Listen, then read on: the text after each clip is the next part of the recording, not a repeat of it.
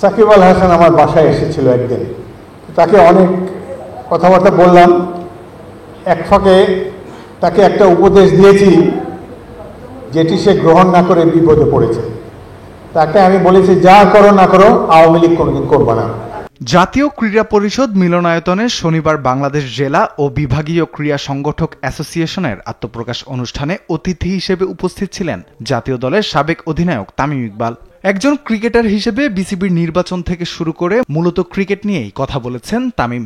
যদি আসলে আমাদের স্পোর্টসে কোনো কিছু ডিফারেন্স করতে হয়, তাহলে আমাদের চিন্তায় ডিফারেন্স করতে হবে আর আমাদের ডিসিশন মেকিং এ ডিফারেন্স করতে হবে। আর কয়েক মাস পর বিসিবির নির্বাচন, সেই নির্বাচনে যোগ্য লোকদের বাছাই করার তাগিদও দিয়েছেন তামিম। যারা যোগ্য ক্রিকেট বোর্ডকে রিপ্রেজেন্ট করার জন্য, বা ওটা জেলা থেকে হোক বিভাগ থেকে হোক, যাদের বেসিক ক্রিকেটিং আইডিয়াস আছে, যাদের একটা স্বপ্ন আছে যে আমি বাংলাদেশ ক্রিকেটকে এই জায়গায় নিয়ে যেতে চাই, আমি এটাই রিকোয়েস্ট করবো যে তাদেরকেই সিলেক্ট করা হোক।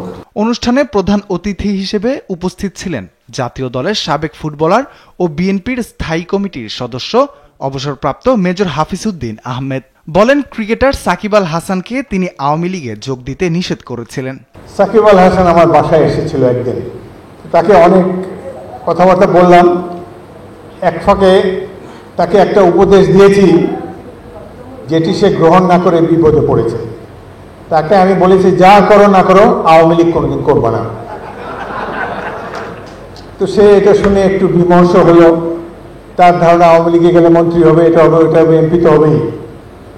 তা আমি তাকে বললাম, দেখো, আমিও তোমার মতোই খেলোয়াড় ছিলাম, আমাদেরও পরিচিতি ছিল। একসময় পাকিস্তান জাতীয় দলে আমি একাই বাঙালি ছিলাম, আমাদের অনেক সুযোগ সুবিধা নিতে পারতাম আমরা। কিন্তু খেলোয়াড়ি অবস্থায়, জাতীয় দলে খেলা অবস্থায় রাজনীতিতে যোগদান করা, এটি আমার ঠিক মনোভূত হচ্ছে না।